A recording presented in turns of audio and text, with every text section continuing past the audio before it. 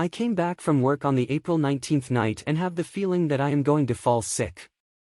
I started to apply the two principles of science of nutritional immunology, namely nutrition and sleep. I immediately drank 2 packets of immunity before I sleep. The next day, my symptoms started to show more, with body ache on the April 20th. I drank another 2 packets of immunity, 1 packet of fiber talk, and 2 cups of cactus drink. On the April 21st, I started to feel feverish and had to call in to report sick and tell my company that I will not be able to work.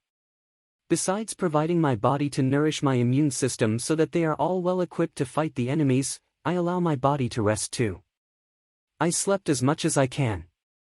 On the April 22nd morning, I started to feel much better even though it is not yet 100% recover. My fever subsided and my body ache has disappeared totally. All thanks to my wife for being the excellence lifestyle coach in the family and always sharing the science of nutritional immunology with me. I am 100% confident that the best doctor in the world is my immune system.